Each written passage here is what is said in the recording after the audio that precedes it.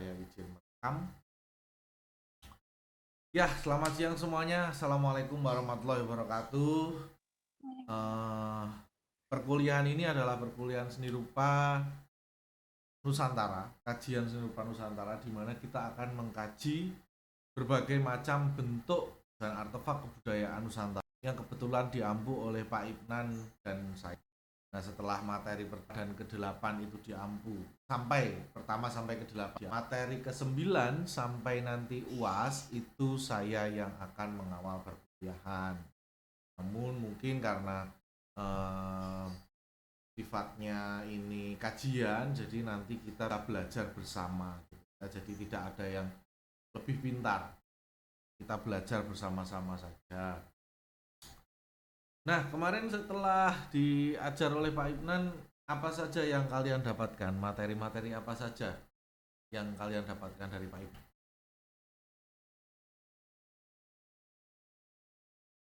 Bahasa Ya, bahasa rupa. Terus apa lagi? ada seni lukis Nusantara, wayang beber, Amasan. Wah, luar biasa. Berarti kalian memperhatikan baik-baik ya, memperhatikan dengan baik apa yang diajarkan oleh Pak Ibnan. Ya, ada banyak seni rupa Nusantara, dan salah satu cara seni rupa Nusantara adalah dengan cara satu adalah sebuah kajian yang dipopulerkan atau yang ditemukan oleh orang Indonesia. Ya, oleh orang Indonesia sendiri, bukan dari orang luar. Jadi diperlukan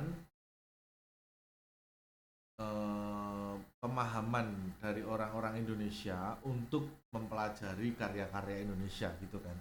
Kalau orang luar mempelajari karya Indonesia, nanti sudut pandangnya jadi berbeda.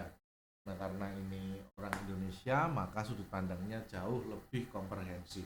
Nah, meskipun demikian, banyak juga yang karya nasional dan karya kria dari Indonesia, seni-seni Indonesia itu dibahas masih menggunakan teori-teori barat. Ya, tidak mengapa, tidak salah, tapi kalau itu dibahas menggunakan teori bahasa, ada wayang beber, ada banyak ya kesenian di Indonesia. Nah, karena kita membahas tentang kesenian di Indonesia, tentu saja kita tidak akan lepas dari fenomena rajah tubuh atau biasa disebut dengan tato. Ada yang punya tato di kelas ini?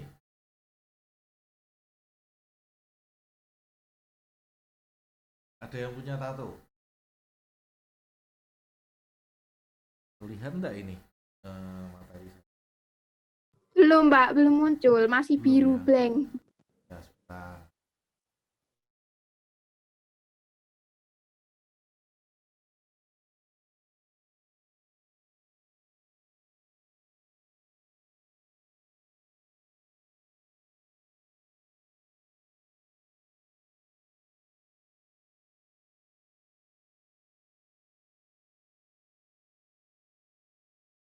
Lihat Sudah, Mbak. ya. Ya. Nah, yang ada di kelas ini, ada yang memiliki tato? Tidak ada ya. Duluan di Enggak, seni Pak. rupa itu banyak sebenarnya yang punya tato. Di angkatan saya itu ada banyak sekali. Ada yang sampai tangannya itu dari full mata tangan ini, mata tangan sampai full di sini, di atas dada ini full tato, dan itu blok. Jadi bukan gambar tapi di blok full. Ada yang sampai itu. Karena tato itu nagih. Jadi kalian nato sedikit, awalnya kecil-kecil, lama-lama nanti pengen nato di mana, nanti lama-lama nagih. Karena tato itu nagih. Ya, keren sih, tatoan itu keren. Jadi di zaman modern semacam ini, fungsi tato akhirnya sedikit menjadi berbeda dengan fungsi yang sebenarnya. Nah, sama dengan perkuliahan yang saya ampu yang lain ya, perkuliahan seni rupa Nusantara ini akan dinilai 50, 20, 20, 10. 50 itu adalah keaktifan Anda, ya. Kemudian UTS itu 20, UAS juga 20, dan 10 adalah nilai tugas, ya. Saya tidak akan memberikan banyak-banyak nilai tugas. Yang penting Anda aktif di kelas, itu menurut saya sudah memberikan nilai plus. Maksudnya apa? Maksudnya Anda berarti sudah benar-benar memahami. Nah, tato itu sebenarnya dari bahasa Inggrisnya itu tattoo, ya, tattoo. Kalau orang Indonesia, orang Jawa terutama, tattoo itu apa? Tattoo Luka bekas. bekas luka, ya. Tattoo.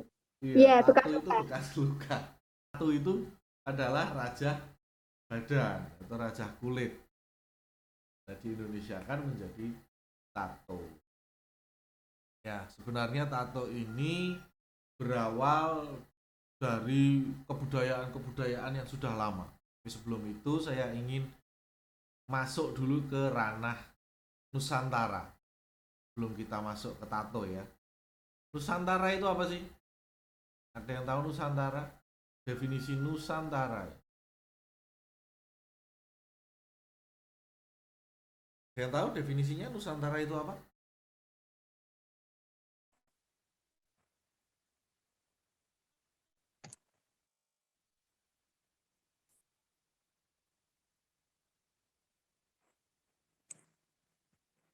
Izin menjawab, Pak. Ya, Pulau. Asia Tenggara. Izin menjawab. Ada yang mengatakan Nusantara itu Asia Tenggara, tapi sebenarnya definisi yang lebih tepat, ya, tentang Nusantara adalah berbagai negara jajahan Majapahit yang dilewati oleh jalur sutra. Itu Nusantara, ya. Jadi Nusantara itu adalah definisinya adalah negara-negara yang disatukan oleh Majapahit, ya, yang disatukan oleh Majapahit. Namun lebih fokusnya atau lebih konkretnya adalah negara yang disatukan oleh Majapahit yang dilewati oleh jalur sutra. Jalur sutra itu apa? Yang dilalui oleh Majapahit. Ya, jalur Yang yang disebut dilalui oleh Nusantara. Majapahit sebenarnya, tapi jalur sutra itu sebenarnya adalah jalur yang digunakan sebagai jalur lintas dagang. Ya, jalur lintas dagang. Kenapa dikatakan jalur sutra? Ada yang tahu? Karena bangsa Cina menjual kain sutra, Pak. Karena bangsa Cina menjual kain sutra. Sebenarnya ya itu ada benarnya, tapi sebenarnya tidak 100% benar. Anda pernah dengar kisah Kerasakti? Pernah. Ya, Kerasakti itu kan mencari kitab suci. Kitab Iya. sucinya itu namanya sutra. Ya, jadi sutra itu bukan kain sutra, bukan kain sutra. Mungkin ya, karena itu dianggap kain sutra itu dianggap tinggi mewah. Itu mungkin kain yang digunakan untuk menulis kitab sutra, mungkin ya, tapi saya tidak tahu itu. Tapi intinya sebenarnya sejarahnya adalah ada seorang biksu yang membuat karangan, ya. Jadi Sun Gokong, Cupatke, terus Wuching, terus siapa lagi, siluman-siluman dan lain sebagainya, itu sebenarnya adalah sebuah sastra yang dibuat oleh seseorang bernama Tom Sancong.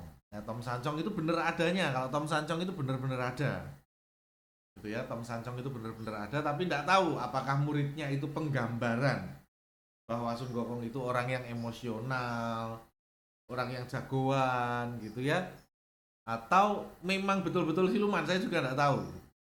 Tapi intinya itu adalah sebuah karya sastra di mana seseorang Tom Sancong itu berjalan dari Cina ke India melewati jalur yang bisa dilewati oleh manusia, ya, karena zaman dulu nggak ada pesawat dan konon juga Sun Gokong nggak boleh terbang kan kalau di film itu. bolehnya jalan sama naik perahu. Jadi di jalan itu terjadi lalu lintas perdagangan yang luar biasa banyak. Ya, jadi banyak sekali orang-orang yang berdagang satu sama lain untuk kemudian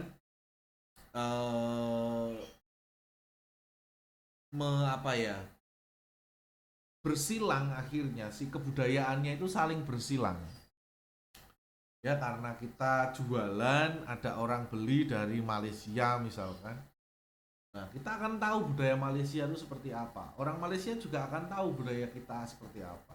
Oh, wayang itu seperti ini. Oh, reog itu seperti ini, gitu kan. Orang Malaysia jadi tahu. Apalagi di bawah satu kepemimpinan orang yang sama, yaitu Majapahit. Majapahit dipimpin oleh raja bernama siapa? Patih, bukan. Kalau patihnya Patih Gajah Mada. Gajah Mada. Gajah Kalau Mada. rajanya Hayam Wuruk. Hayam Wuruk. Ya, Hayam Wuruk. Bukan ayam kluruk loh ya, Hayam Wuruk. Hayam Wuruk itu orang yang Hayam Wuruk itu keturunan dari Ken Arok. Ya, keturunan dari Ken Arok. Maka banyak orang yang memusuhi Majapahit. Karena Ken Arok itu kan orang yang kejam sebenarnya. Nah, kita lihat dulu peta persebarannya. Nah, kalau di sini kalau tadi ada yang menyebutkan Southeast Asia, sebenarnya ada benarnya juga.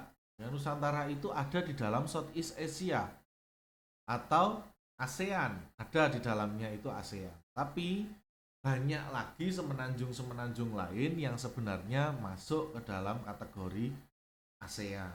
Ya, termasuk Filipina, Laos, Kamboja, kemudian di daerah-daerah mana ini namanya, atasnya Brunei, ya, atasnya Filipina, semenanjung Cina gitu kan, Tibet, negara-negara kecil, Nepal dan lain sebagainya, itu banyak tergantung dari orang Majapahit. Nah, karena ini kita menyatakan Nusantara adalah bekas jajahan Majapahit, maka semua kebudayaan yang jika saya tanya apa itu seni rupa Nusantara, maka seni rupa Nusantara adalah semua artefak berupa seni rupa, ya, semua artefak berupa seni rupa yang berbasis dari kebudayaan Nusantara, di mana itu semua dibawahi oleh kebudayaan besar bernama Majapahit. Majapahit itu letaknya di mana? Ada yang tahu? Kerajaan Majapahit itu letaknya di mana? Kutai. Bukan ding. Beda Pak. Kutai itu Kerajaan kan Kutai beda. ngawur. Jawa Timur. Di Jawa Timur, Pak, kayaknya. Betul. Jadi Majapahit itu adanya di Jawa Timur, ya. Kan belakangan ini ada ditemukan beberapa prasasti yang menyatakan bahwa benar Majapahit itu ada di Jawa Timur, itu di daerah, saya lupa di daerah mana, tapi sudah banyak ditemukan artefak-artefaknya, gitu ya. Nah, karena kerajaan Majapahit ini adalah kerajaan yang besar, maka kebudayaannya pun sangat besar. Ya, hanya saja memang kerajaan-kerajaan Majapahit ini tidak mengenal tato tubuh, tidak mengenal rajah tubuh. Ya, yang mengenal tato tubuh adalah beberapa daerah-daerah yang ada di Indonesia, nanti akan saya sebutkan. Ya, yang pertama kita definisikan dulu nih, apa itu tato? Ya, tato itu ada yang mengatakan sebagai tatu. Ya, ada yang juga mendefinisikan sebagai tatonen, ada lagi, ya. Tapi intinya tato atau tatonen atau tatu itu adalah sebuah seni merajah tubuh. Bukan merajang ya, merajah. Merajah itu ya nulis di tubuh. Bagi orang muslim memang yang namanya tato itu agak ini ya, agak tabu ya. Bahkan ada yang menyatakan haram gitu. Ada ulama yang menyatakan haram. Meskipun juga ada juga yang menyatakan nggak haram kalau itu sifatnya adalah temporer dan adanya di titik-titik tertentu, tidak mengenai atau tidak menutup wudhu. Ya, ada yang menyatakan seperti itu. Kalau itu temporer. Ya. Kalau kalau apa namanya? Kalau ada di bagian yang tidak menutup wudhu, tapi dia misalkan maaf ya kalau laki-laki atau perempuan itu junub, maka dia harus mandi junub dan harus terkena semuanya. Jadi kalau ada tato konon ya, saya juga tidak tahu persis ya yang namanya orang muslim hukumnya fikih seperti apa, tapi sepertinya kok tato itu bagi orang muslim itu tidak, kecuali ya dia tidak sengaja ditato atau dia itu apa ya, jadi budak misalkan kemudian dicus gitu ya, di apa pakai yang dikasih di api gitu terus ditempelin gitu panas banget itu. Nah itu kan akhirnya kan jiplak nomor. Nah ya itu jadi penomoran itu bisa menjadi tato juga kan. Nah kalau itu tidak apa-apa karena itu tidak melanggar aturan. Kemudian orang-orang yang sudah kadung pakai tato, kalau Anda muslim ya, Anda sudah kadung pakai tato tidak perlu dihapus. Karena sebelum Anda muslim, sebelum Anda tahu itu, Anda dianggap sebagai orang yang memang tidak tahu. Setelah tahu, tidak perlu dihapus. Karena menghapus tato itu juga menyakiti diri. Yang pertama, yang kedua, menghapus tato itu juga akan membuat kulit Anda jauh lebih jelek. Ya, orang ditato aja jelek, apalagi tambahi tato. Ditato itu jelek apa bagus? Tergantung gambarnya kayaknya deh Pak. Gimana? Tergantung gambarnya yang ditato itu. Oh iya bener. Kalau misal yang Gambarnya. kayak acak-acakan. Iya bener. Kalau gambarnya bagus ya, kayak misalkan ini ya The Rock ini ya, tato-tato Maya, suku-suku Maya, suku Amerika Latin sana itu bagus. Tapi kalau ditato gambar Doraemon jelek banget itu kan, pernah lihat ya itu ya, tato itu kan eman-eman gitu kulitnya.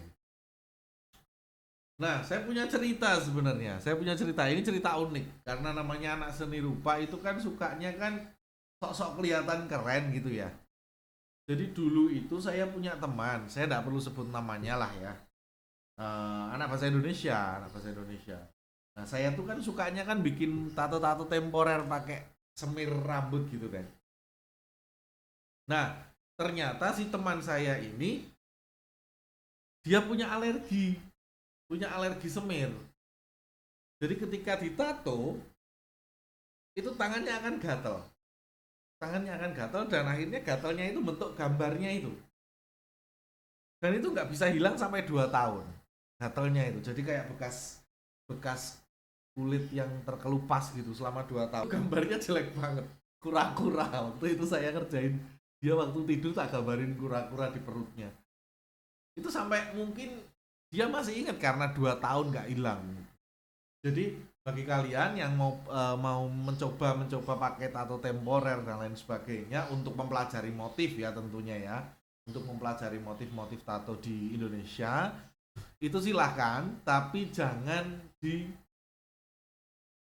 kalian harus mencoba dulu apakah gatel atau enggak. Kalau kalian paksakan gatel tapi kalian paksakan, nanti jadinya ini iritasi, jadi nanti permanen selama 2-3 tahun ya.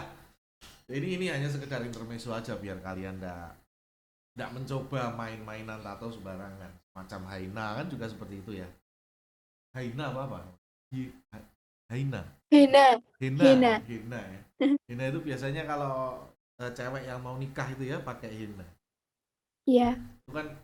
Itu kebudayaan mana? India. Nah betul, itu kebudayaan India. Jadi ternyata bagi suku tertentu tato itu bisa membuat cantik.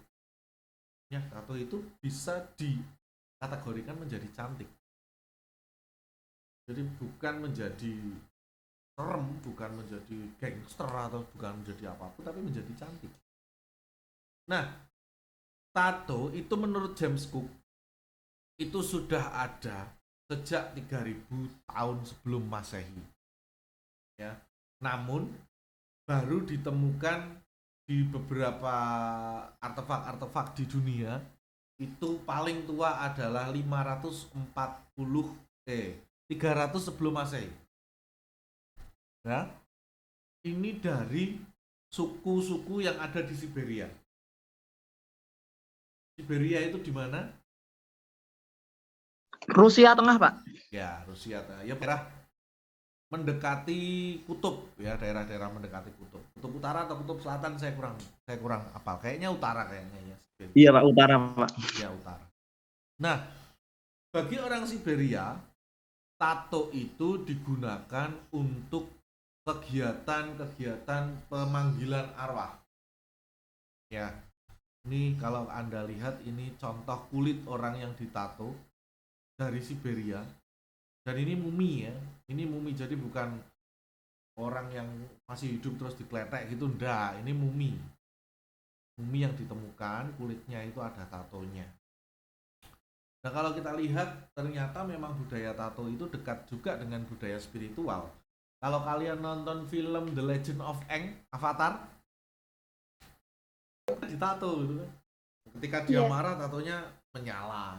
Itu kan sebenarnya kan mitologi tentang raja tubuh atau gambar tubuh. Gitu ya. Nah, kemudian setelah itu di daerah Inggris ya, di daerah Inggris itu ada namanya suku, saya lupa nggak nyatet kemarin. Ada namanya suku Eningo atau apa gitu ya namanya ya, tapi itu suku barbarnya Inggris. Jadi Inggris sebelum civilized, sebelum berbudaya seperti sekarang, itu juga sempat barbar gitu. Mereka suka membunuh gitu ya, suka saling bantai-membantai gitu. Itu di tahun 54 sebelum Masehi, tato di daerah sana itu dijadikan sebagai inisial untuk petarung. Jadi jika orang itu dikasih tato, maka ini jelas wah ini petarung. Ya, beda dengan saman.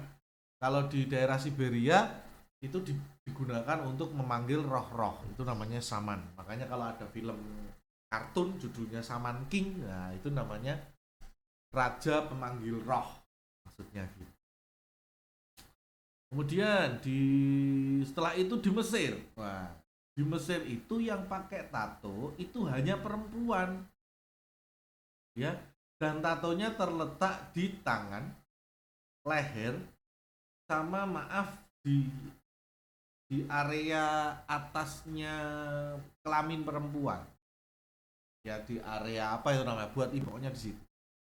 Nah, konon katanya perempuan yang ditato di era itu adalah perempuan yang dimiliki dalam tanda kutip oleh seorang raja. Jadi perempuan yang punya tato tertentu itu dianggap milik raja. Ya, jadi tangannya, lehernya, ya, badannya itu tidak boleh dipegang oleh orang lain kecuali raja. Enak ya jadi raja Mesir waktu itu, orang lain nggak boleh pegang. Bahkan bapak ibunya sendiri nggak boleh.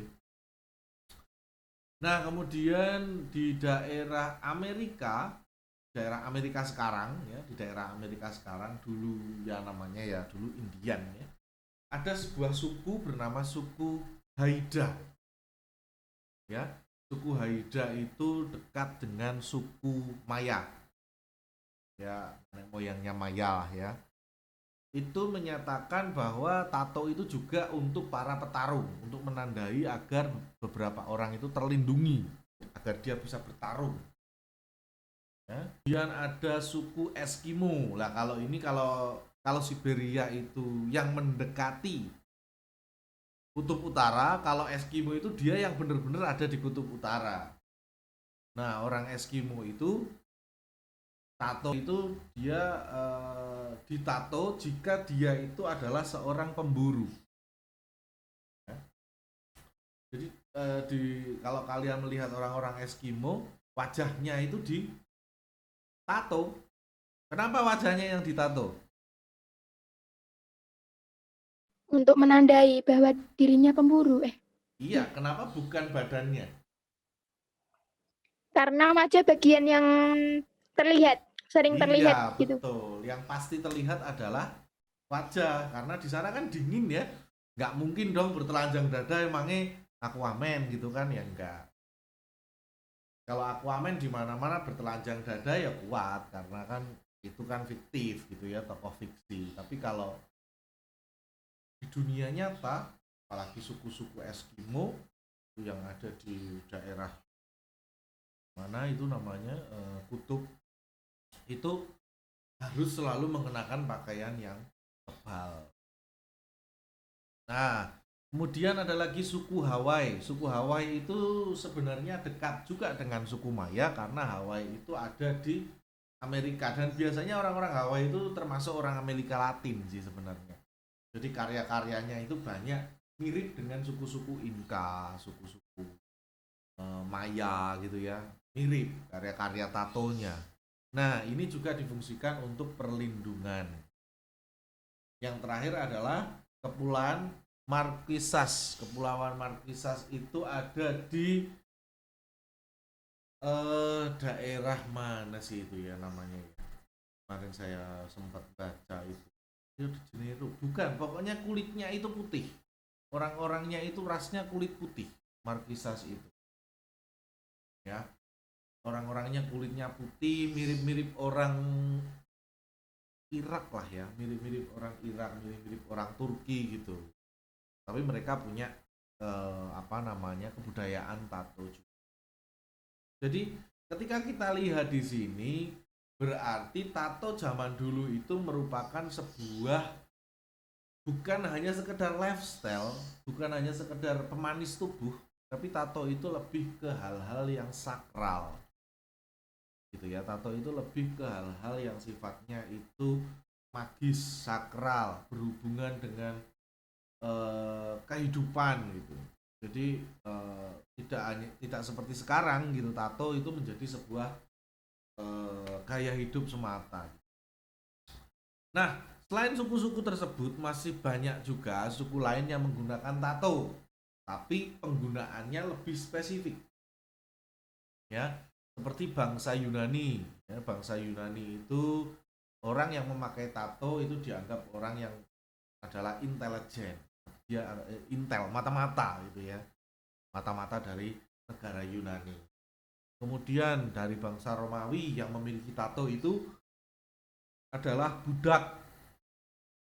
Nah, suku Maori itu menato anak-anak agar anak-anak itu menjadi keturunan yang baik. Di Kepulauan Solomon, tato itu merupakan sebuah tahapan baru bagi wanita yang setelah menikah. Ya. Kemudian pada suku Nuer atau di daerah Sudan sana, tato itu merupakan ritus inisiasi laki-laki yang mau masuk masa dewasa. Ya, bagi suku Indian, tato bisa menjadi pelengkap kecantikan dan status sosial tertentu. Misalkan tatonya gambar elang. Jadi orang Indian itu nggak bisa sembarangan mentato. Tato gambar elang gitu aja gitu nggak boleh. Dia harus jadi kepala suku dulu baru dia bisa mentato dirinya elang. Kalau tidak, dia bisa jadi serigalanya, bisa jadi tatanka atau bison ya. Nah, bukan, tatanka itu lebih ke banteng. Kalau bison itu sendiri. Jadi banyak kata-kata Indian ya, hewan-hewan Indian yang dicerminkan dalam tubuh seseorang untuk mengetahui dia itu status sosialnya apa. Paling tinggi itu elang.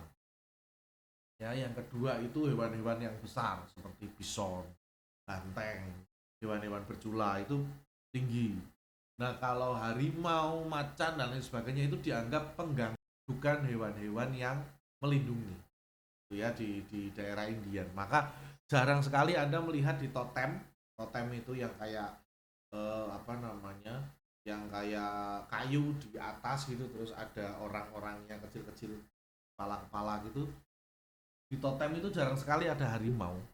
Biasanya ya serigala, anjing, kemudian badak, kemudian tatanka atau si sapi atau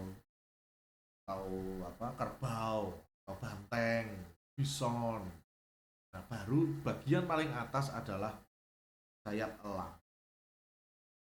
Nah, pertanyaannya atau yang terjadi belakangan ini, tato itu seringkali menjadi bentuk ekspresi anak-anak modern.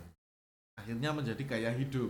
Nah, seseorang yang pakai tato itu di zaman dulu, zaman 80, 70, 80-an.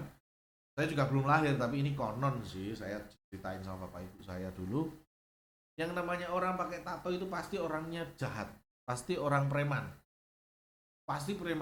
mentalnya pasti kendel-kendel. Nah, makanya zaman itu Pak Harto dulu mengatasi para preman ini dengan ditembaki satu-satu. Tembak. Namanya Petrus, penembak misterius.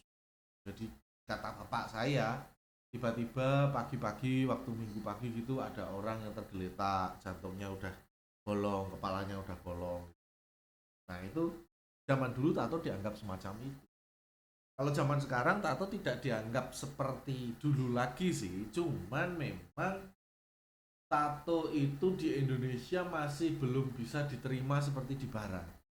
Ya, kalau Anda mau masuk PNS, Anda tidak boleh kupingnya bolong, tidak boleh badannya bertato. Kalau sudah jadi PNS bisa enggak kuping bolong dan badan bertato? Bisa. Tapi nanti kalau mau naik pangkat, kamu harus memastikan badanmu tidak ada tato atau setidaknya tidak terlihat. Ya, jadi memang pekerjaan-pekerjaan di Indonesia khususnya yang sifatnya itu formal itu sangat menghindari orang-orang bertato. Tapi bagi orang-orang yang kreatif, bagi orang-orang yang benar-benar yakin kalau hidupnya itu bisa diraih tanpa melalui jalur-jalur formal itu, ya dia pakai tato. Bahkan ada orang yang memakai tato, dia pakai tato, benar-benar pakai tato setubuhnya. Itu biar dia itu yakin bahwa dia itu tidak akan masuk di area-area formal. Dia nggak mau masuk di area-area formal. Dia membatasi dirinya dengan mentato tubuh. Jadi dia berusaha sebisa mungkin agar dia itu kreatif. Ya. Nah, cuman kita perlu melihat hakikat tato ya. Hakikat tato itu ada yang tadi ya untuk keberanian, untuk status sosial, untuk keindahan dan lain sebagainya. Kita harus kalau kita mau pakai tato, sebisa mungkin kita harus mempertimbangkan sebaik mungkin sejauh mana tato ini akan berpengaruh di kehidupan saya. Kalau nggak perlu-perlu banget, mending nggak usah. Ya, saran saya kalau tidak perlu-perlu banget, mending tidak usah. Tapi kalau memang Anda itu punya passion di tato, silahkan, nggak masalah, saya juga tidak melarang. Nah, ini yang tadi ya. Nah, menariknya di Indonesia itu ada, ini kita ngomongin di Indonesia dulu ya, ada satu lagi suku yang ditato, yang saya tuliskan di sini maksudnya, mungkin ada banyak, tapi yang saya tuliskan di sini ada 4 suku, di mana suku yang terakhir itu bukan dari Indonesia ya, tapi ini yang saya bahas dari Indonesia dulu. Ada 3 suku di Indonesia yang mereka itu menggunakan tato. Indonesia itu konon di India itu disebut ya, negara Indonesia itu di India itu disebut sebagai swarga dunia. Swarga, Svarga, S-V-A-R-G-A, Svarga dunia, D-U-N-G-A, dunia, Svarga dunia. Maksudnya adalah surganya dunia itu ada di Indonesia. Itu orang India menyebutnya. Kalau orang Cina menyebutnya itu apa ya namanya ya, saya lupa. Tapi intinya adalah negara yang sangat makmur. Ya. Nah, Indonesia ini kan terbagi dari berbagai macam kepulauan nih. Ya, kepulauan Sulawesi, kepulauan khususnya suku Mentawai ya, itu mereka banyak menghasilkan besi. Ya, kemudian di Kalimantan itu banyak menghasilkan emas. Di Papua banyak kekayaan alam khususnya juga emas. Berarti ketika kita lihat di sini, ketiga tempat atau ketiga suku yang menghasilkan besi kok tatoan. Berarti suku-suku yang menghasilkan besi dan bergelut dengan logam, ya, bergelut dengan logam, itu banyak memiliki karakter yang keras, ya. Karena fungsi tato itu tadi ya, untuk melindungi, untuk membunuh, untuk berburu, untuk kecantikan, untuk status sosial. Nah, kenapa Jawa tidak seperti itu? Karena Jawa itu dikenal sebagai penghasil padi, bukan penghasil emas, besi. Nah, kalau sekarang mungkin semen ya, di mana namanya, Rembang sana, Lasem, Rembang, mungkin semen. Tapi nyatanya Indonesia khususnya di Jawa itu penghasil padi. Jadi dia hidupnya itu tidak sekeras mereka-mereka yang ada di Sulawesi, yang ada di Kalimantan, dan yang ada di Papua. Nah, jadi tato itu digunakan sebagai bentuk kebudayaan untuk menandai diri orang-orang yang melindungi hasil bumi yang keras, khususnya besi, emas, dan lain sebagainya, perak.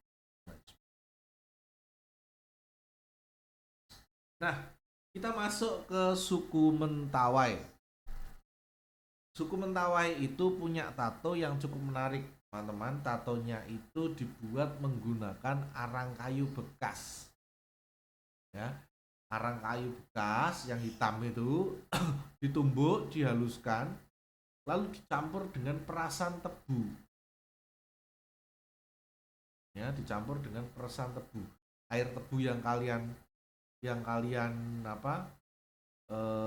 minum, ya, itu bisa menjadi salah satu alat campuran dari tato daerah Mentawai. Pertanyaannya, perasan tebu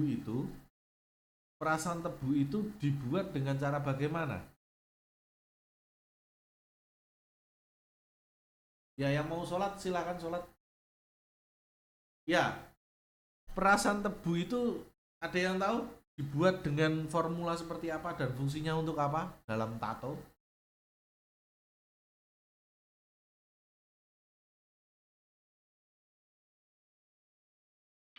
Ada yang tahu? Perak, Bang. Untuk Perekat. perekat. Bisa untuk perekat. Dari tadi saya tanya banyak orang, tapi saya belum sempat nyatet yang jawab siapa aja. Sebentar, ini kok laptop saya ini.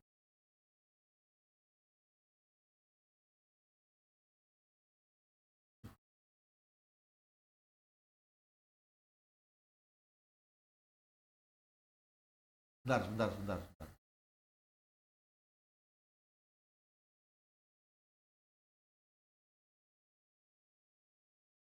Sebenarnya tebu itu bukan untuk perekat, Mbak Nia. Nia ya tadi ya.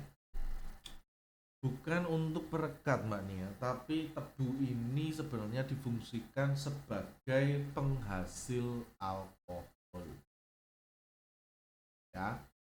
Jadi tebu itu difungsikan sebagai penghasil alkohol. Ketika tebu itu kemudian dengan ampas-ampasnya itu kemudian dimasukkan ke dalam tong atau ke tempat tertentu, maka itu lama-kelamaan akan bisa menjadi distilisasi alkohol. Semakin lama semakin keras, semakin didistilasi semakin tinggi alkoholnya. Nah, jangan lupa ya, zaman dulu sebelum adanya obat bisa mematikan kuman, ya, yang pertama itu penisilin, itu belum ada obat yang bisa untuk mematikan kuman. Jadi sehingga orang-orang itu melakukan langkah-langkah agar tidak terkena kuman, yaitu dengan cara membuat alkohol. Ya, jadi perasan tebu itu sebenarnya digunakan untuk pengaman agar mereka ini tidak kena kuman. Kenapa tidak kena kuman? Karena duri yang digunakan atau tusukan yang digunakan itu menggunakan duri atau jarum biasa. Bayangkan ketika seseorang itu punya AIDS, menggunakan jarum yang sama atau duri yang sama, itu bagaimana itu kan pasti menular gitu kemana-mana gitu ya. Nah, duri atau jarum yang ditusukkan pada lapisan kulit kemudian membentuk, sama dulu itu belum ada yang namanya painkiller atau pemati rasa, belum ada. Jadi mereka minum perasan tebu, minum alkohol untuk kemudian mereka ditusuk-tusuk. Nah, ya ada yang bentuknya itu arah mata angin, ada yang bentuknya itu dan lain sebagainya. Ditato itu mulai dari mata kaki, ya di bawah sini mata kaki, kemudian jari, ya dan tangan, kemudian dada, rusuk, leher sampai pipi. Itu yang ditato. Ya, jenis-jenis tatonya ya sama seperti ini ya, tato-tato yang tipis ya, yang garis-garis saja gitu kan. Dan kalau Anda lihat ini cukup geometris, maksudnya cukup lurus, ukuran di titik-titik itu bisa lurus seperti ini. Saya tidak tahu apakah ini penatonya emang benar-benar ahli atau gimana, saya tidak tahu, tapi ketika Anda lihat ini benar-benar bisa lurus sekali. Apakah pakai penggaris, masa ya atau pakai penggaris kan ya. Nah, fungsi tato bagi suku Mentawai adalah sebuah identitas yang membedakan antara klan satu dengan yang lainnya. Klan itu adalah marga. Marga kalau di Indonesia itu marga. Kalau orang barat namanya klan. Nah, orang Mentawai juga percaya tato akan memancarkan sinar ketika mereka itu nanti sudah meninggal. Ya, sehingga tato bagi orang Mentawai itu disebut sebagai titi atau tik-tik, yang artinya adalah identitas. Orang Mentawai adalah suku bangsa yang awalnya ya datang dari Yunani, orang Proto-Melayu. Ya kita itu kan sebenarnya kan Proto-Melayu. Yunani kemudian berbaur dengan bangsa Dongson, bangsa-bangsa Dongson, kemudian akhirnya lahirlah orang-orang berkulit sawo matang semacam kita.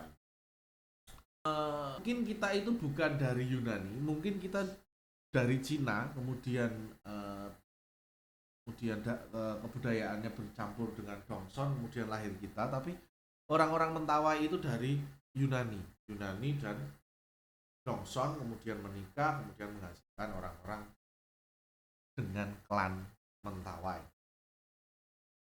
Ya, bentuk-bentuknya berbentuk tumbuhan, berbentuk hewan, berbentuk geometris dan lain sebagainya.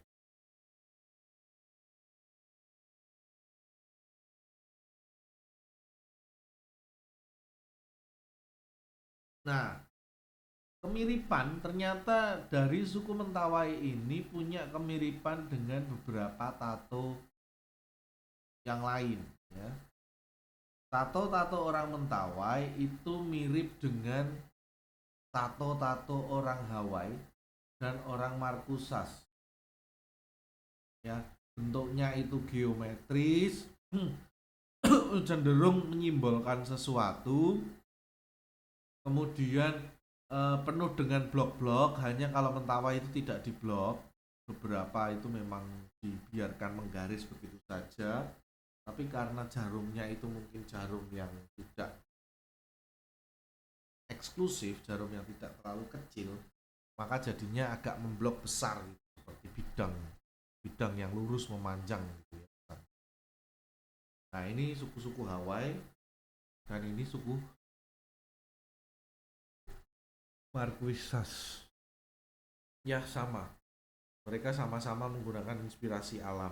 Ya, ini batang, daun, kemudian ini buah dan lain sebagainya. Ya. Jadi ciri-cirinya adalah tintanya yang dihasilkan itu tidak hitam pekat karena menggunakan arang. Ya. Kalau ada suku Dayak itu tintanya itu bisa hitam pekat karena dia menggunakan jelaga. Ya, menggunakan jelaga. Kemudian daerah yang ditato adalah jari, dada, rusuk, leher hingga pipi. Motifnya motif-motif hewan, bunga, dan digambarkan kebanyakan secara geometris. Ya, karena tato menggambarkan status sosial, marga, dan kekuatan dalam tubuh, maka orang-orang Mentawai yang memiliki tato itu orang yang tidak sembarangan.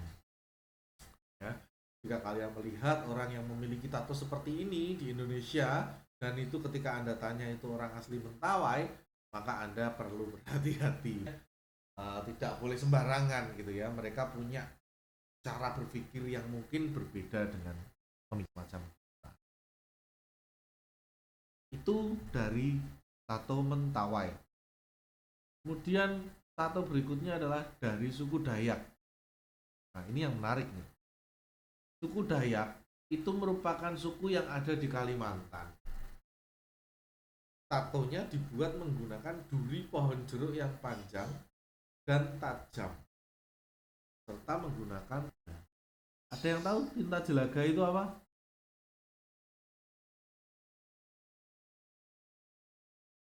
Ada yang tahu tinta jelaga itu apa? Belum, Pak.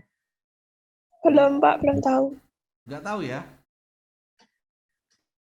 Enggak, Pak. Setahu saya ya, tinta jelaga itu adalah getah dari pohon, saya lupa, tapi itu hitam pekat dan bisa menjadi pengganti karet. Tahu saya.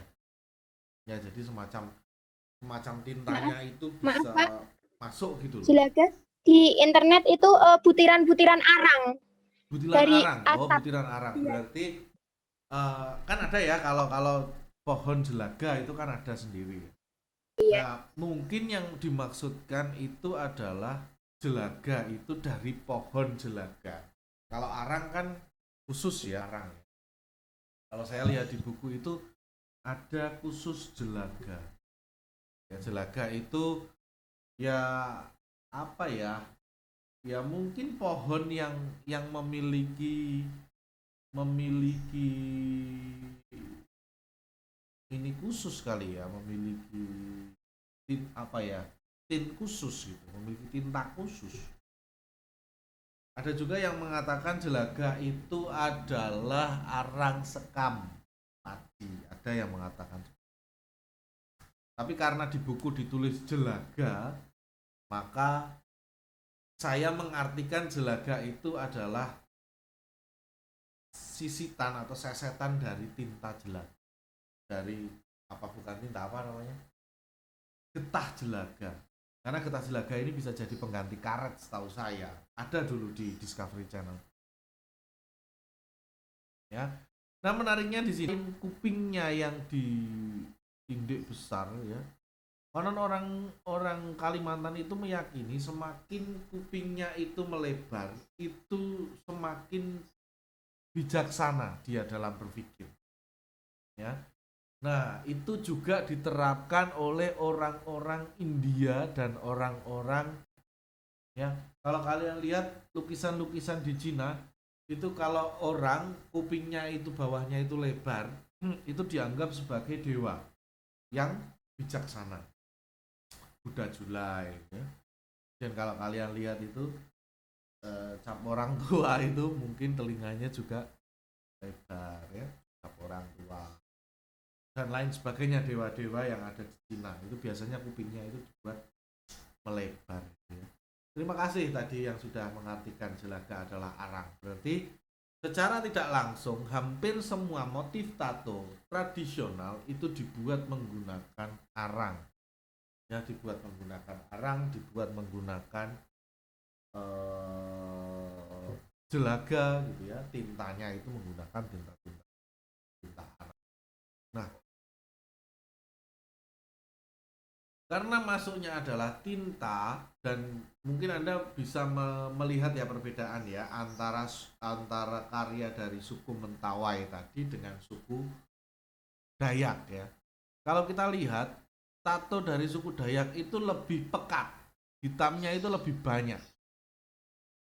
Ya, itu bukan karena mereka nitiknya lebih rapat, bukan sebenarnya. Kalau kita lihat di sini yang digunakan adalah jelaga yang berbeda.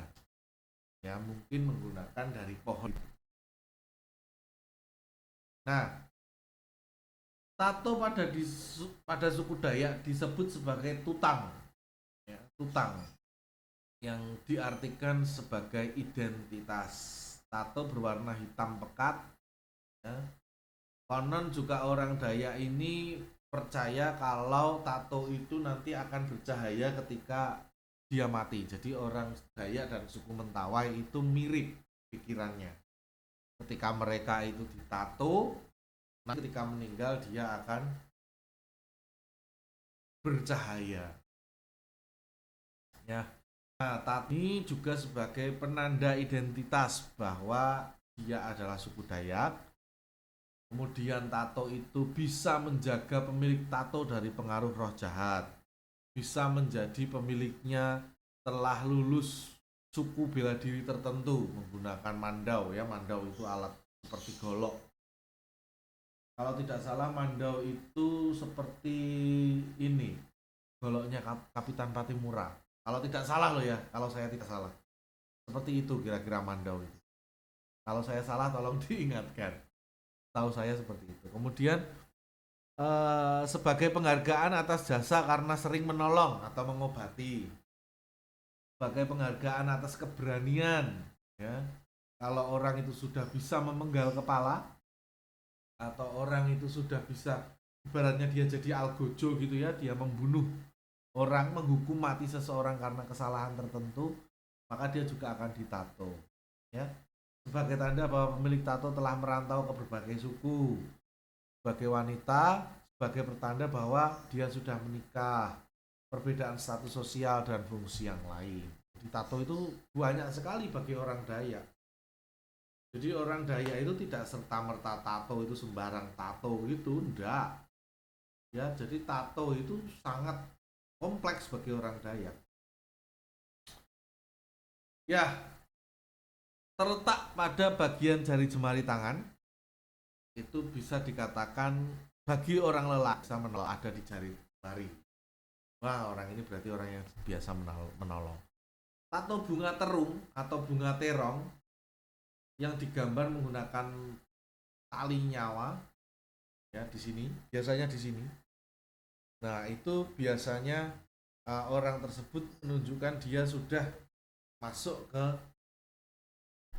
usia dewasa. Ya. Kemudian tato motif muka harimau biasanya diletakkan bagian paha menunjukkan sosial status yang tinggi, ada di paha.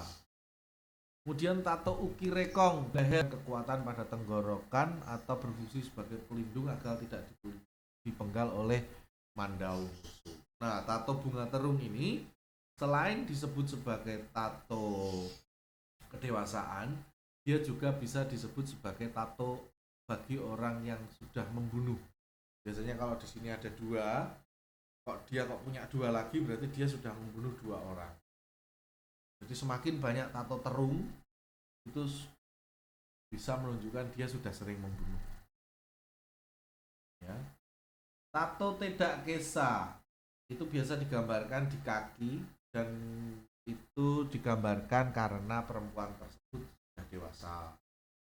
Tato tidak usu dan tidak hapi terletak di tangan berfungsi sebagai penjaga dari roh-roh jahat. Jadi bagi orang Jawa itu bukan hanya laki-laki saja yang ditato, tapi perempuan juga ditato. Nah, ini ciri-ciri motif suku Dayak. Kalau kita lihat karya-karya tato suku Dayak itu mirip dengan bentuk tribal. Ya, kalau kalian melihat tribal, tahu ya tribal ya? Tribal itu ya semacam tulisan yang bentuknya itu melengkung-lengkung. Itu tribal. Nah, orang Dayak itu juga menggunakan bentuk-bentuk yang mirip dengan tribal. Namun sesungguhnya ini adalah terinspirasi dari alam. Kalau kita lihat, ini mirip bentuk apa? Yang saya tunjuk ini.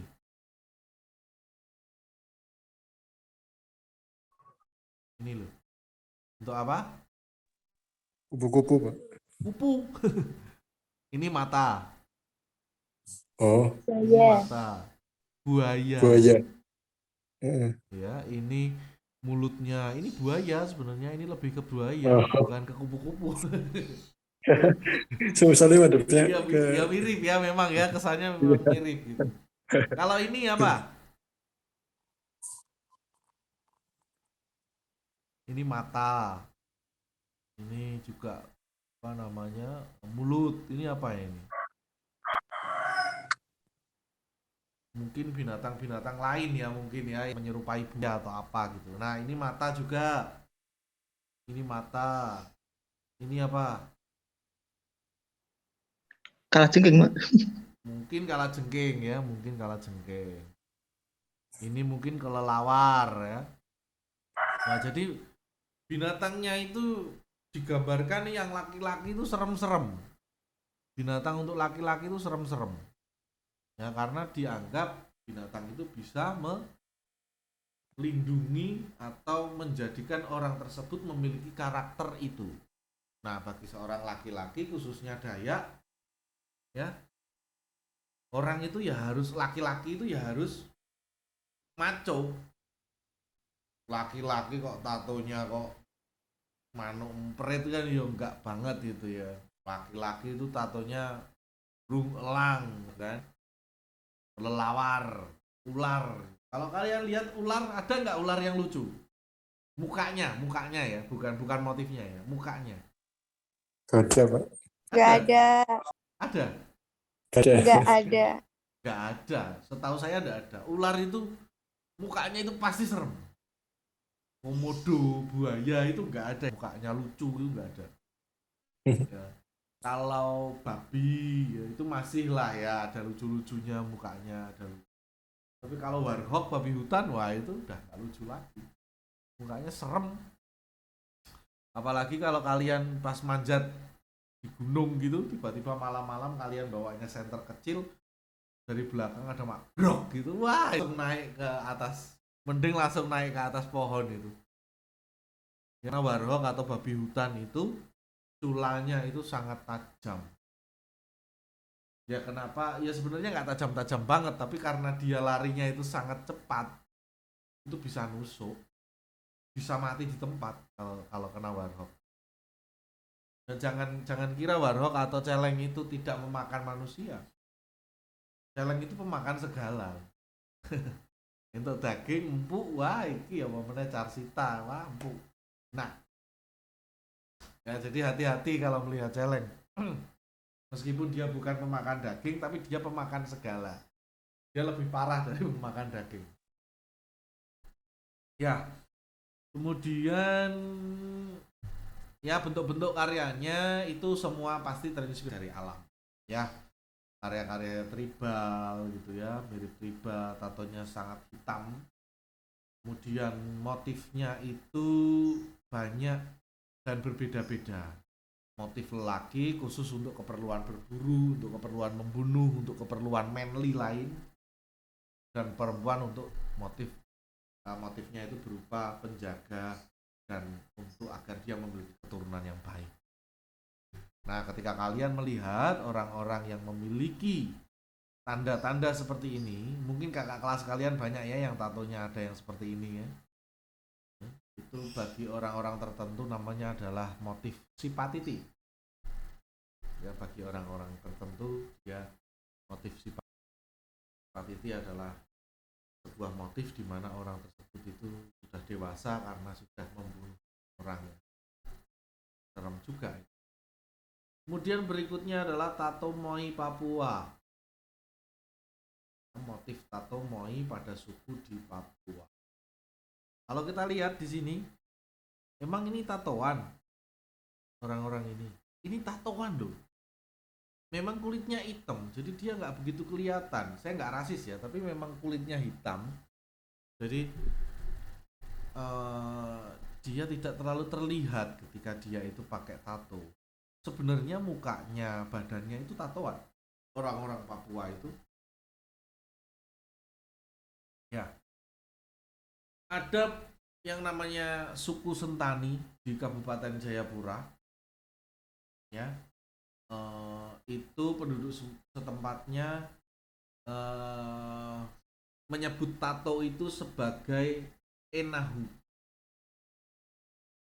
Dalam buku Men's Conquest of the Pacific, Peter Bellwood menyatakan bahwa konon suku Papua itu sudah mentato dirinya sejak 3000 tahun yang lalu. Jadi ketika tadi dikatakan Beria itu 50 abad 50 sebelum Masehi, Mesir itu 20 abad 20 sebelum Masehi, itu suku Moi itu sebenarnya sudah melakukan tato lebih dari 30 tahun yang lalu. Ya. Nah, ini juga disebut tatonya juga berasal dari arang. Ya. Tapi ini dari kayu wam. Kayu wam itu ya mungkin kayu jelaga itu tadi. Nah, kemudian dicampur menggunakan getah pohon sukun. Nah, getah ini sebenarnya fungsinya adalah untuk membuat tinta itu masuk. Ya, getah itu untuk membuat tinta itu masuk ke dalam tubuh. Nanti jadi semacam koreng gitu. Dan setelah mengoreng itu akan jadi lukisan. Ada yang pernah mainan tato-tatoan menggunakan getah biji mede? Nggak pernah, Pak. Belum tahu ya kalian mungkin ya. Jadi biji mete tahu ya mete ya? Mete Tahu, itu kan Pak. ada Iya, bijinya. tahu. Biji itu dipotong. Kalau masih muda itu nanti akan keluar getah. Nah, ketika getah itu dicampur dengan mangsi pulpen, ya, kemudian kalian tusuk-tusuk jarum, pakai jarum biasa aja, tusuk jarum sedikit gitu, itu saya jamin 100% akan jadi tato. Ya, karena ada teman saya dulu waktu SMP, itu tangannya di sini dibikin tato kalajengking. Ya, karena anak SMP kalajengkingnya juga jelek, apalagi pakainya mangsi pulpen pilot sama getah dari jambu monyet atau namanya adalah jambu mede.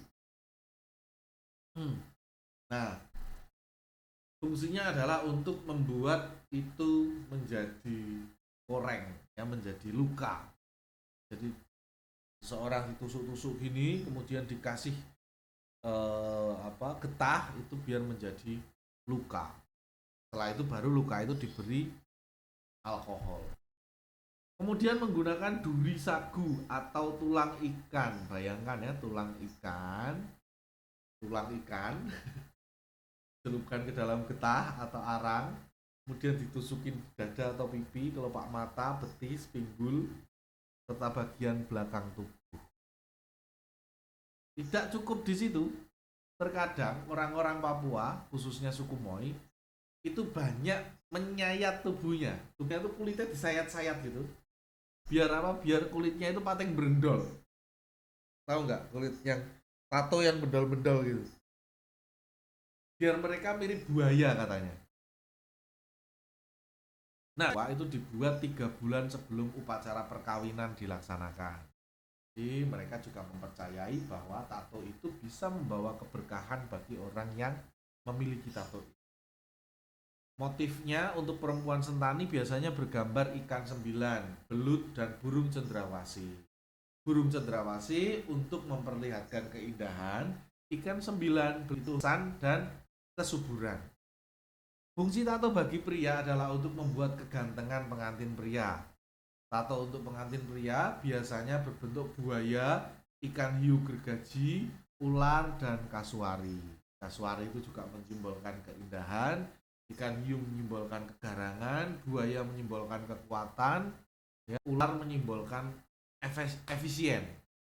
Ya, biasa motif-motifnya digambarkan berupa motif geometris atau bentuk-bentuk melingkar serta titik-titik. Jadi berbeda dengan karya yang dari suku Dayak atau suku Mentawai, karya suku Papua itu lebih terlihat geometris dan simetris, hampir mirip.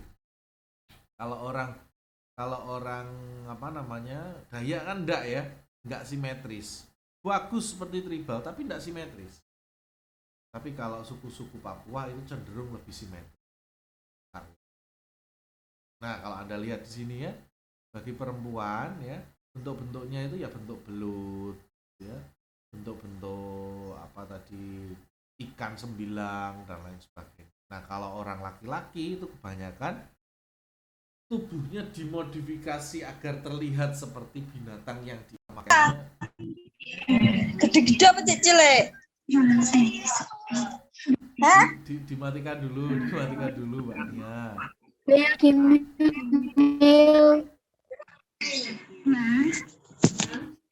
Ini apa Mbak Ella ini? Dimatikan dulu ya. Di mute dulu. Nah, kemudian kalau kita lihat bahwa tato-tato dari orang-orang Papua itu tidak terlalu pekat, ya. Sampai karena memang kulitnya agak hitam, tapi mereka menggunakan arang yang tidak khusus. Jadi arang yang sifatnya itu hanya menempelkan warna hitam saja. Ya. Nah, bagi perempuan pada tato cantikan, kesuburan, pelindung, keluasan dan lain sebagainya. Bagi laki-laki menggambarkan kegagahan, membunuh, menggambarkan kekuatan, menggambarkan efektivitas pekerjaan dan lain sebagainya. Biasanya bentuknya geometris dan beberapa lengkungan. Nah, khusus untuk suku-suku tertentu biasanya bendul-bendul ya kulitnya pada bendul. Nah, ini ada satu lagi khusus Sebelumnya Pak. tato khusus dari daerah yang sebenarnya masih tidak Nusantara, ya. Kalau yang lain Bentar Pak, berisik nggak dengar. Pak, nggak dengar Pak. Hilang udah tak itu. Tak betul Pak. Si Amrina di mute ya, saya mute ya.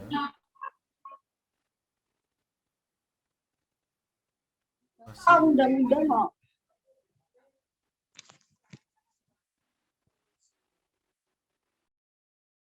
Nah, di Thailand itu ada suku, ya bukan suku sih sebenarnya, tapi ada sebuah kebudayaan dari ritus Buddha di Thailand, di mana biksu-biksunya itu adalah orang-orang yang biasa menulis raja.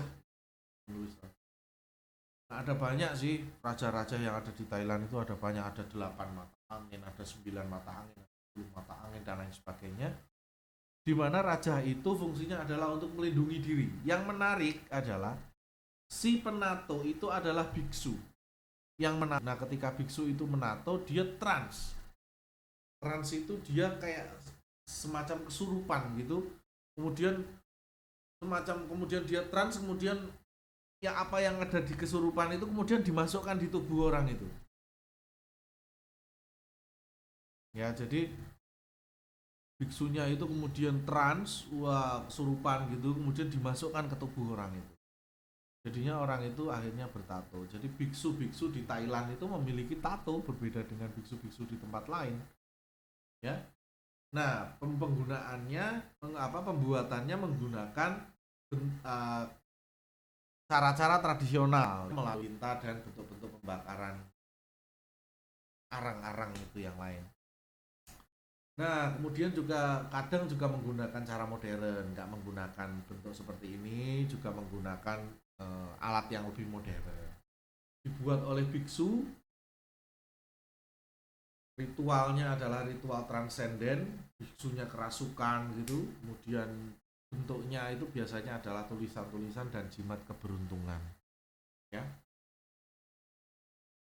Menyimpulkan pada perkuliahan hari ini bahwa tato memang kan sebuah kesenian tradisional di Indonesia dan di Nusantara, ya, dan memiliki kepercayaan tertentu. Jadi meskipun kini tato menjadi gaya hidup, maka kalian yang ingin mentato karena kalian sudah tahu, maka kalian harus bisa menyesuaikan dengan gaya hidup yang sekarang dengan filosofi dan kepercayaan masa-masa silam. Namun bagi kalian yang belum siap dengan pola sosial di Indonesia, maka tidak perlu melakukan tato. Karena apa? Karena orang yang menggunakan tato itu dinilai oleh masyarakat di Indonesia itu kurang. Ya, Anda harus memiliki kesiapan mental sebelum Anda melakukan atau mentato. Ya. Dulu di zaman Orba itu banyak sekali orang-orang bertato itu dianggap orang yang tidak baik. Maka sekarang mungkin meskipun sudah bergeser, tidak semua orang yang pakai tato itu preman, tapi tetap saja orang yang menggunakan tato itu masih belum dianggap sebagai orang yang baik di Indonesia. Belum. Ya, masih ada stigma-stigma negatif.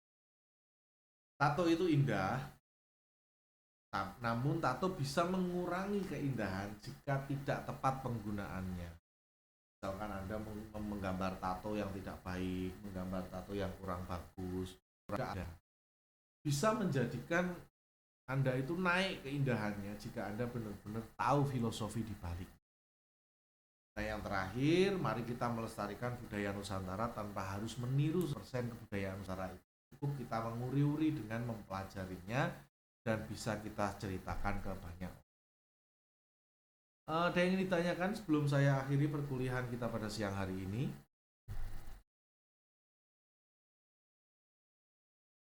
Tidak ada ya? Kalau tidak ada, saya presensi. Silakan yang hadir langsung menyatakan hadir. Enggak? Ayu Rahma Fajaria. Hadir, Pak. Hadir. Eva Nugraini. Hadir, Pak. Mas Kurofik. Hadir, Pak. Reza Mukti. Hadir, Pak. Hadir. Jimmy Supena. Hadir, Pak. Alia Zahwa. Hadir, Pak. Gagas Hadir. Prakoso. Hadir, Pak. Miftahuddin Muammar. Nggak hadir. Siti Muslihah. Hadir. Hadir, Pak. Faradila Aldona. Hadir, Pak. Hadir. Meriska.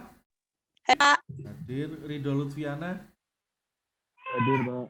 Trisanti. Hadir, Pak. Agnes Oktaviani. Hadir, Pak. Karsita. Hadir. Ali Bimantara Aji. Hadir. Ali hadir ya. Hadir, Pak. Hadir. Lutfi Maulana. Hadir. Hadir, Pak. Tia Aini. Hadir, Pak. Hadir. Ernar Noning Tias. Hadir, Pak. Hadir. Alivia Rembulan. Hadir, Pak. Hadir. Hadir. Nabila Husnul. Hadir, Pak. Hadir. Rizal Sofiana. Hadir. Putri Endah Palupi. Hadir, Pak. Hadir. Siti Amrina. Hadir. Nila Setianingsih. Hadir, Pak. Nia Prawista. Nia tadi ada. Nia Prawista tadi sepertinya ada. Oh, Tadi menjawab soal tebu. iya, betul. Nah, Masih ada, Pak, di partisipan. ya, ya. Saya ulangi lagi, Prisma Winda. Miftahuddin Muammar. Ya, baik. Selanjutnya untuk rombel A. Gilang Adi. Muhammad Nur Fitriono. Muhammad Dafa hadir. Cinta Wahyu hadir. Hadir. Auri Hadir, Pak. hadir. Uswatun Hasanah Hadir, Pak. hadir. Afidatur Rahmawati Hadir, Pak. hadir. Kabar Imam Fauzi. Hadir, Pak. Freddy Ari. Hadir, Pak. Rana Dwi. Hadir, Pak. Erviana Septianing Tias. Hadir, Pak. Rashid. Hadir, Pak. Muhammad Fahri. Hadir, Pak, hadir. Biasanya hadir makanya. Saron Farohi. Hadir. Hadir. Rizka Dwi. Hadir. Lucy Ngestina, Hadir, Pak. Wisnu Chandra, nggak hadir. Safitra hadir. Safitra hadir ya tadi Hadir, ya? Pak. Lutfi Nur Hidayat Hadir, Pak. hadir. Dinda Safa Hadir, Pak. hadir. Pandu Anissa Hadir, Pak. Tintanawati, Hadir, Pak. Desyafini hadir. Vina Hadir, Pak. Ubaidir Rahman sepertinya hadir. Mohkomaruzaman Hadir, Pak. Zandana. Hadir, Pak. Ada yang belum saya panggil? Baik, saya ulangi. Gilang Adi, Muhammad Nur Fitriono, Wisnu Chandra, Pandu Hanindityo. Sudah hadir semua ya. Kemudian Kaisar. Baik. Ada yang ditanyakan? Jika tidak ada lagi yang ingin ditanyakan, saya akhiri dulu sampai di sini. Materi ini bisa Anda akses di Elena dan nanti silahkan langsung Anda validasi di Sikadu. Saya akhiri dulu sampai di sini. Selamat siang. Wassalamualaikum warahmatullahi wabarakatuh. Waalaikumsalam warahmatullahi wabarakatuh. Terima kasih, Pak. Sama-sama. Silahkan melanjutkan kegiatan.